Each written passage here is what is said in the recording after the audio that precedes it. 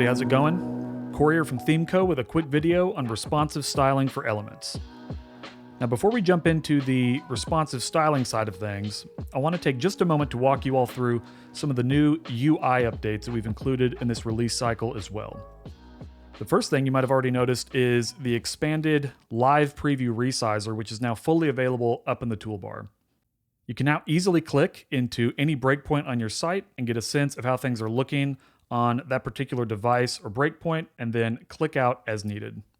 You'll also notice that as we clicked around to different breakpoints, our brand new preview scaling feature over here was automatically updating to give us real-time information about the live preview. So the great thing here is that we can quickly click into a breakpoint and get a sense of where we're at. We can see that we're at 767 pixels. And that will update in real time, even as I drag the live preview back and forth here. One really neat feature about this release that we knew we wanted to get in was an auto scaling feature for devices that are too small to see a particular breakpoint. So for example, if I disable my medium breakpoint here, you'll see that by default, we've got this blue highlight on our large breakpoint.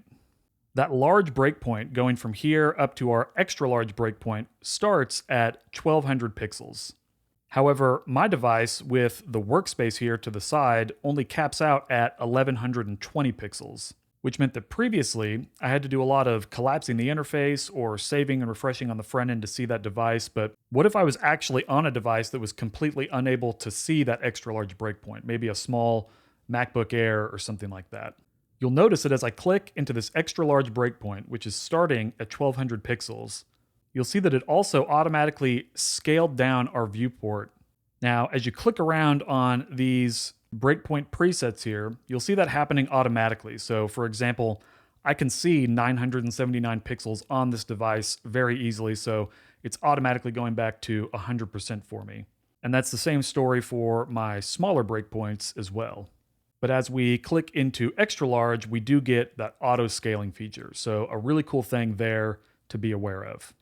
Now, another cool thing here is that these are inputs. So I could actually type in 1620 if I wanted, and you'll see that we're now previewing our site at 1620 pixels, and it's automatically scaled us down to 69% or so. So if you do type into this first input, it will automatically scale this second value here for you, so that you can make sure that you're seeing that entire design in your live preview. However, what if you wanted to see 1620 pixels at 100%? Well, you could easily click in here and simply type 100%. And now you'll see that I can actually scroll my viewport from side to side here, and I can get a sense of what this design would look like on a device that was 1620 pixels wide. So lots of really cool stuff in the live preview realm that you will definitely want to be aware of. If you want to kind of set things back to a baseline, simply click into a breakpoint and then click out again, and that will reset you back to the default dimensions that you are working on.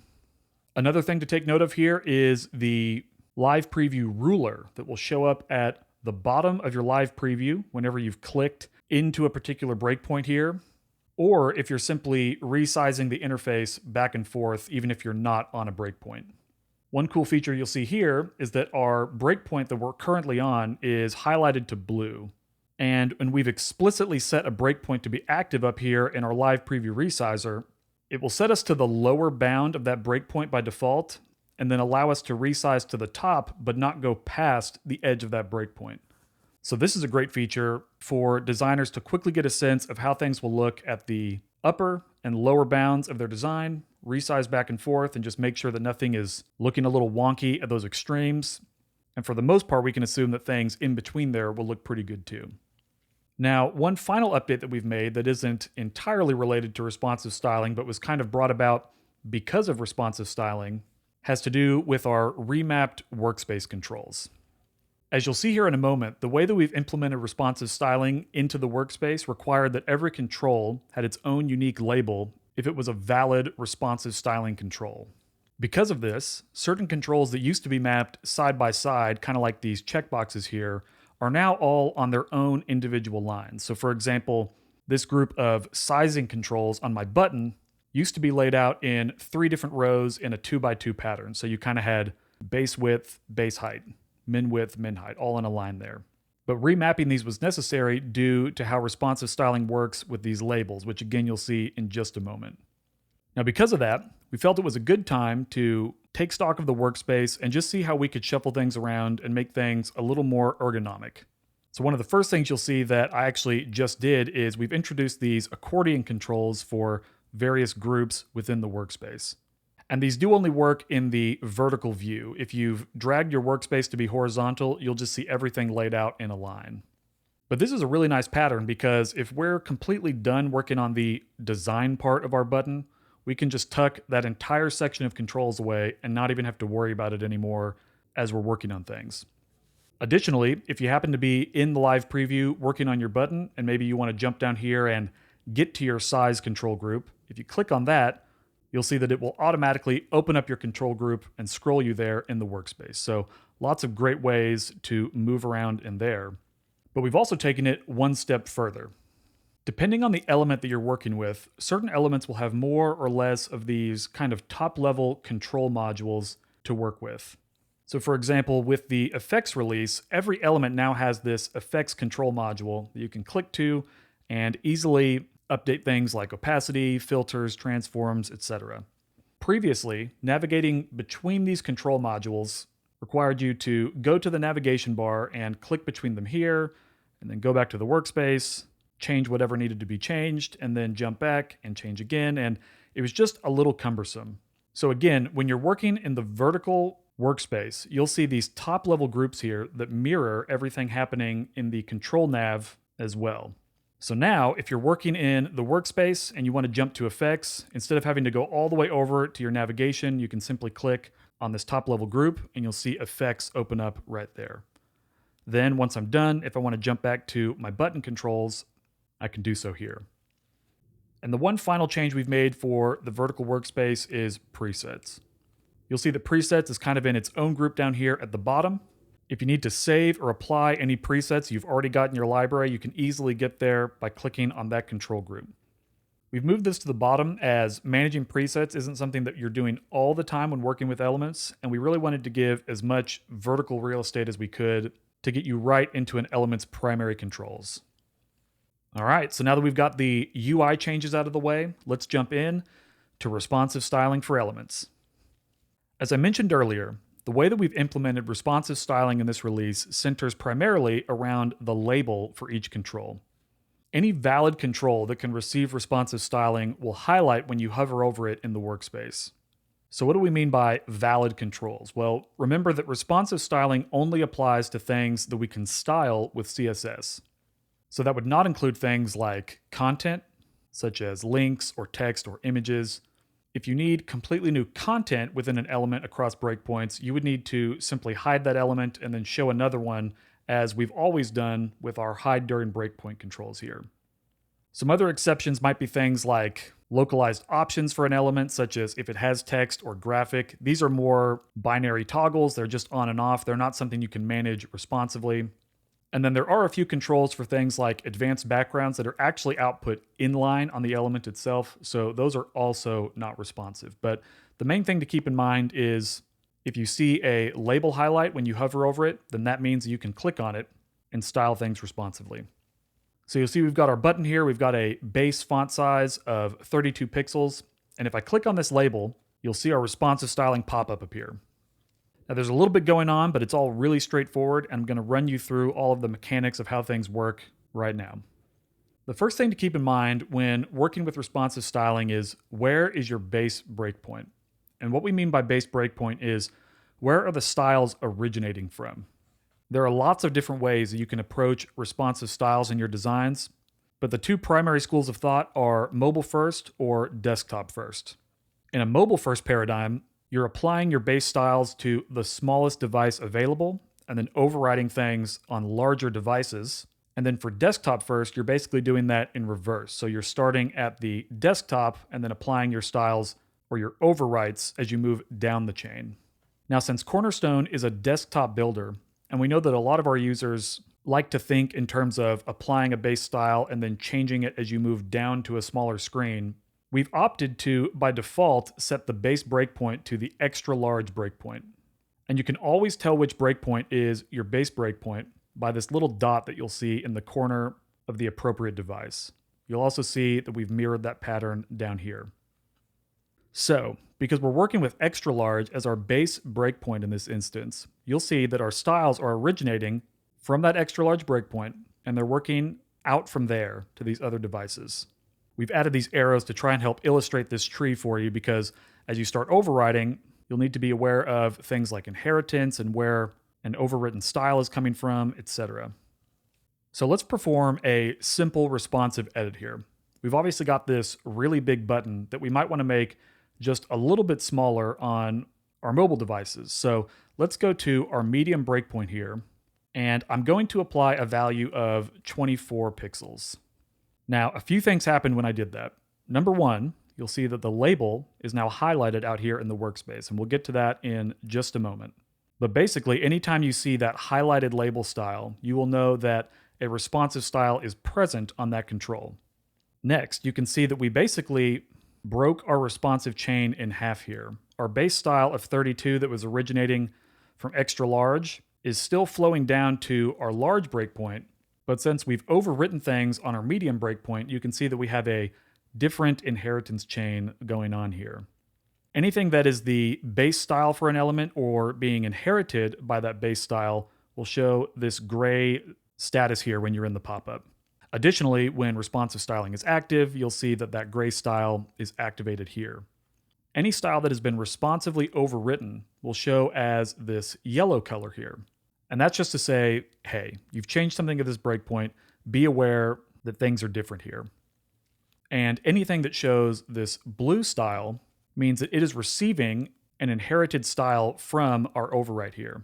You'll notice when we changed our value to 24 pixels that we didn't have to set every breakpoint. You'll see that every breakpoint down the chain got that same value. And that's a huge principle we wanted to implement here. We wanted that inheritance structure, that general cascade that we get from CSS, to be utilized here as much as possible. But we know that it can be a little tricky to keep up with things, and that's why we wanted to really visualize the whole control tree here at a glance. I forgot to mention this in my initial video, but a very important point about these base breakpoints is that you can actually change your base breakpoint from within the tool and determine how you want your styles to flow. So if you are more of a mobile first type user, you could do that. Or for example, on my particular computer, you'll see that my large breakpoint is the one that I'm always looking at whenever I'm full screen like this. So I might choose to set my base breakpoint here and have my styles flow in two directions, both up to extra large and then down to my mobile devices. So to change that base breakpoint, all you have to do is hop over to Theme Options, jump to Layout and Design, and if you scroll down, you'll see a brand new breakpoints control here. As I mentioned earlier, by default, the extra large is set as the base breakpoint and your styles will flow down from there. These aren't inputs here, but you can just see the values of where those crossover points are for our breakpoints. And if, for example, on my machine, I wanted to set my base breakpoint to large, because as I mentioned earlier, it might just be helpful to kind of work out from there, the kind of default state that I'm always seeing, simply click this button. You'll see a notice appear there that says we need to fully refresh so that we can see this new breakpoint configuration take effect. So we will first save that. Then I'll refresh things here. And you can now see that when I go up to the toolbar, I've got my little dot on my large device. And now the large tooltip is saying base breakpoint. You'll also see that these tooltips have automatically updated. So now the extra large breakpoint is anything that's 1200 and up. Medium is still 979 and down. Same for these other breakpoints here. Additionally, if I click into a button here, for example, and I go back to my font size control, you'll see that our arrows have changed the way that they're flowing out of that base breakpoint. Since I've set my large as the base here, my styles are kind of flowing in two directions, as I just mentioned, basically going up to extra large and then down to my mobile devices. And you can actually see this a little bit more clearly if I click back to Theme Options, go to my breakpoints. Let's set my medium breakpoint as the base breakpoint, for example. You'll see once again, I've got my dot on the tablet here, click to my button, go in here, And you can see the arrows flowing in two directions from there. So how this would work, for example, is my medium is my base breakpoint. And then if I wanted to go smaller going down, if I changed it on small, you'll see that arrow flowing down. But then if I want to make it larger on large here, I could change this to 32. And you'll see that inheritance structure flowing upward away from the base breakpoint. And again, if we need to, we can easily reset things back to our base value from both directions. But that is most certainly a little bit of an outlier. For the most part, I would recommend that people either stick with the extra large down approach, or perhaps you do want to just set it to the device that you are working on and make changes from there. One final thing about changing this control, while we certainly don't recommend you change it after you've started on your design and worked on things, let's say you've built out an entire design on medium here and you say, you know what, I just want to go back to extra large. That was easier for me to think of, easier for me to kind of keep track of things. You can actually change your base breakpoint and the responsive styles will automatically, behind the scenes, change the direction they're flowing with their inheritance structure. So any overwrites or changes you made responsively will still be there in the exact same way you set them up. Just the way in which they're flowing through that inheritance structure with that cascade will be a little bit different. Anyway, that does it for base breakpoints and how you can change that if you need to. And now back to your regularly scheduled program. So now that we've made our change, let's click out of our pop-up and I'm going to go to my medium breakpoint where I change things to 24 pixels and let's see how things look. So you can see now that we're on medium, we indeed do have a smaller button here. And if I go over to my font size control, you'll see that it is not only reflecting that new value here in the input, it's also showing us our same status colors here on the label. So again, a yellow label means this value has been set explicitly on this breakpoint and is starting a new chain of inheritance. And you can see that if we actually go to our small or extra small device, that we've still got that 24 because we're inheriting from the overwrite, but we're now seeing our blue style here. And again, that blue is a helpful reminder that this value is being inherited, but it's not coming from the base style. Somewhere up the chain, something has changed. Now, one cool thing to note about responsive styling is that once you've made a change to something here in this pop-up, you can kind of think of it as like a gate that's been opened. Responsive styling is now always active on this control when you make a change to its values. So you don't always have to keep jumping back into the pop-up here to make any changes in the future. So let's just say I was working on my site and then I came back to my medium breakpoint and said, you know, I think 24 pixels is a bit too small. I want to make that 28 pixels now.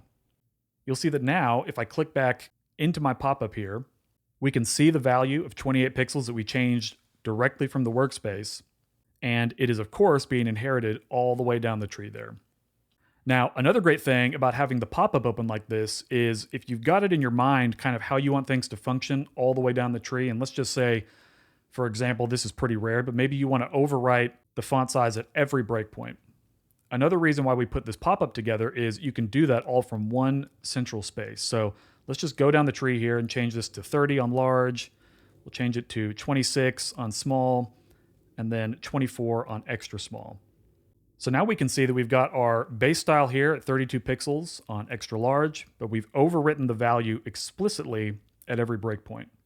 Now, let's say you've made all those changes and you decide, you know, I don't like having my font size change at every breakpoint. I want to reset everything back to the base. Well, you can do something called a soft reset, which is basically if you were to just manually set this back to 32 pixels, for example, you'll see that we have restored the inheritance tree there. We've got the arrow that's come back. We've got our gray style. We're matching here. So that's great. But that doesn't work as well for more complex controls. Like maybe you're dealing with colors and you've got some complex hex codes that you're juggling or things like that. And that is why we've introduced this reset mechanic here that you've probably already seen a couple times as I've moved around this pop-up. Basically, anything that shows yellow in the pop-up where you've introduced an overwrite, if you hover over that device in this pop-up here, you'll see that we've got this reset button. And for example, if I were to click my small device here and reset it, you'll see that because of the direction of our base breakpoint and how everything's working, it's telling us that if I reset this value it's going to be inheriting from my medium breakpoint here. And we've got that visualized by the arrow. And indeed, if I do click on that, you'll see that we now have our permanently restored arrow here. We got our 28 pixels and everything is working as we would expect. And of course, if we wanted to quickly reset these other two values, we can do that as well.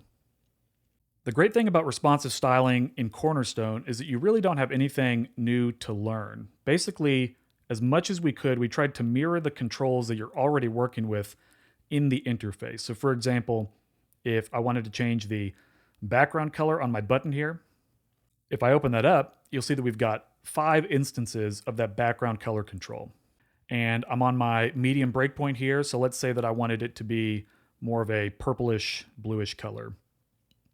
You can see that once again, we've made our overwrite and it's inheriting down the tree as we would want.